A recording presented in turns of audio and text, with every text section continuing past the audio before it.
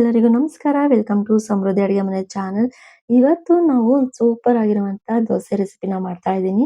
ತುಂಬಾನೇ ಸಾಫ್ಟ್ ಆಗಿ ತುಂಬಾನೇ ಟೇಸ್ಟ್ ಆಗಿರುವಂತಹ ದೋಸೆ ರೆಸಿಪಿ. ಈ ದೋಸೆ ಯಾವುದು ಅಂತ ನಿಮಗೆ ಗೊತ್ತಾಗಬೇಕು ಅನ್ನೋದಾದ್ರೆ ನೀವು ನಮ್ಮ ವಿಡಿಯೋನ ತಪ್ಪದೆ ಕೊನೆವರೆಗೂ ಕೂಡ ನೋಡ್ಬೇಕಾಗುತ್ತೆ.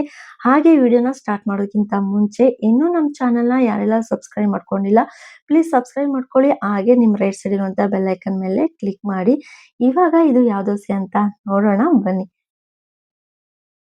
ದೋಸೆ ಮಾಡ್ಕೊಳ್ಳೋದಕ್ಕೆ ನಾನಿಲ್ಲಿ ಒಂದು ಕಪ್ ಗೋಧಿ ಹಿಟ್ಟನ್ನ ತಗೊಂಡಿದ್ದೀನಿ. ಹಾಗೆ ಸ್ವಲ್ಪ ಉಪ್ಪನ್ನ ಸೇರಿಸ್ಕೊಂಡು ನಂತರ ನೀರ್ ಹಾಕಿ ಚೆನ್ನಾಗಿ ದೋಸೆ ಹಿಟ್ಟಿನ ರೀತಿಯಲ್ಲಿ ನಾವು ಕಲ್ಸ್ಕೊಳ್ಳೋಣ.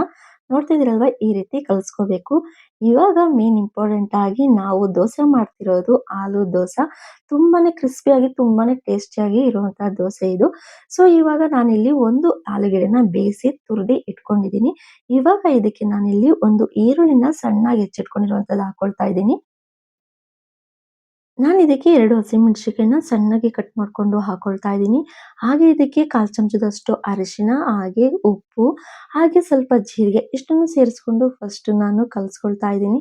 ಕಲ್ಸ್ಕೊಂಡ ನಂತರ ನಾನು ಇದಕ್ಕೆ ಚಿಲ್ಲಿ ಫ್ಲೇಕ್ಸ್‌ನ ಹಾಕೊಳ್ತಾ ಇದ್ದೀನಿ. ತುಂಬಾನೇ ಚೆನ್ನಾಗಿರುತ್ತೆ. ಮೇಲ್ಗಡೆನೂ ಚೆನ್ನಾಗಿ ಕಾಣಿಸ್ತಾ ಇರುತ್ತೆ ದೋಸೆ ಮೇಲೆ ಅಂತ ಹೇಳಿ ಚೆನ್ನಾಗಿ ಫಸ್ಟ್ ಇಷ್ಟನ್ನು ಮಿಕ್ಸ್ ಮಾಡ್ಕೊಂಡು ಇವಾಗ ಚಿಲ್ಲಿ ಫ್ಲೇಕ್ಸ್‌ನ ಹಾಕೊಂಡು ಚೆನ್ನಾಗಿ ಮಿಕ್ಸ್ ಮಾಡ್ಕೊಳ್ಳೋಣ.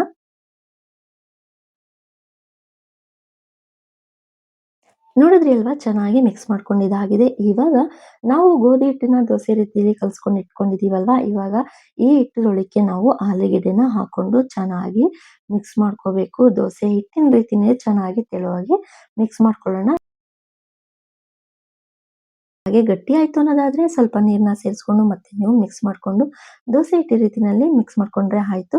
ಲಾಸ್ಟ್ ಅಲ್ಲಿ ನೋಡಿ ಕೊತ್ತಂಬರಿ ಸೊಪ್ಪು ಹಾಕೊಂಡ್ರೆ ಪರ್ಫೆಕ್ಟ್ ಆಗಿ ದೋಸೆ ಹಿಟ್ಟಿನ ರೀತಿನೇ ಕಲಿಸ್ಕೊಂಡ್ರೆ ಇವಾಗ ರೆಡಿ ಆಗಿದೆ ದೋಸೆ ಹಿಟ್ಟು. ಸೊ ಇವಾಗ ಹಂಚನ್ನ ಕಾಯಕ್ಕೆ ಇಟ್ಕೊಂಡು ನಂತರ ದೋಸೆನ ಹಾಕೊಳ್ಳೋಣ. ದೋಸೆ ಹಂಚ್ ಕೂಡ ಕಾಯ್ದಿದೆ. ಇವಾಗ ದೋಸೆನ ಹಾಕೊಳ್ಳೋಣ. ನಿಮ್ಗೆ ಎಷ್ಟು ಅಗಲವಾಗಿ ಬೇಕೋ ಅಷ್ಟು ಅಗಲವಾಗಿ ದೋಸೆನ ಹಾಕೊಳ್ಳಿ. ನಾನು ಇಲ್ಲಿ ಪುಟ್ಟದಾಗಿನೇ ಹಾಕೊಂಡಿದ್ದೀನಿ. ತುಂಬಾನೇ ಚೆನ್ನಾಗಿರುತ್ತೆ. ಪುಟ್ಟ ಪುಟ್ಟಾಗಿ ಮಕ್ಳಿಗೆ ಹಾಕೊಟ್ರೆ ದೋಸೆ ತುಂಬಾನೇ ಚೆನ್ನಾಗಿರುತ್ತೆ ಟೇಸ್ಟ್ ಕೂಡ. ಸೊ ಇದ್ರ ಮೇಲ್ಗಡೆ ನಿಮ್ಗೆ ತುಪ್ಪ ಬೇಕು ಅನ್ನೋದಾದ್ರೆ ತುಪ್ಪನೂ ಕೂಡ ಹಾಕೋಬಹುದು. ನಾನಿಲ್ಲಿ ಎಣ್ಣೆನ ಹಾಕೊಂಡಿದ್ದೀನಿ. ಎಣ್ಣೆ ಹಾಕೊಂಡ ನಂತರ ಒಂದ್ ಸೈಡ್ ಬೆಂದಿದೆ. ಇವಾಗ ಇನ್ನೊಂದ್ ಸೈಡ್‌ಗೆ ನಾವು ಮಡ್ಚಿ ಹಾಕೊಳ್ಳೋಣ. ಈ ರೀತಿ ದೋಸೆ ಮಾಡ್ಕೊಳ್ಳೋದ್ರಿಂದ ಮಕ್ಳಿಗಂತೂ ತುಂಬಾನೇ ಖುಷಿ ಆಗುತ್ತೆ. ಹಾಗೆ ಇಷ್ಟಪಟ್ಟಂತೂ ತಿಂತಾರೆ. ಯಾಕೆಂದ್ರೆ ವೆರೈಟಿ ಆಗಿರುತ್ತೆ ಅಲ್ವಾ? ಸೊ ಮಕ್ಳಿಗೆ ಏನಾದ್ರು ವೆರೈಟಿಯಾಗಿ ಮಾಡ್ಕೊಟ್ಟಷ್ಟು ತಿನ್ನೋದು ಜಾಸ್ತಿನೇ ಇರುತ್ತೆ. ಲಂಚ್ ಬಾಕ್ಸ್‌ಗಳು ಕೂಡ ಹಾಕ್ಬೋದು. ಹಾಗೆ ನೀವು ಬ್ರೇಕ್‌ಫಾಸ್ಟ್‌ಗೂ ಕೂಡ ಮಾಡ್ಕೊಡ್ಬೋದು ಮಕ್ಳಿಗೆ. ತುಂಬಾನೇ ಈಸಿಯಾಗೂ ಕೂಡ ಮಾಡ್ಕೋಬಹುದು. ದಿಢೀರಾಗಿ ಮಾಡ್ಕೋಬಹುದು ದೋಸೆ ಅಂತಾನೂ ಕೂಡ ಹೇಳ್ಬೋದು ಈ ದೋಸೆನ. ಈ ದೋಸೆ ರೆಸಿಪಿ ನಿಮ್ಗೆ ಇಷ್ಟ ಆಗಿದೆ ಅಂತ ಅನ್ಕೊಳ್ತಾ ಇದ್ದೀನಿ.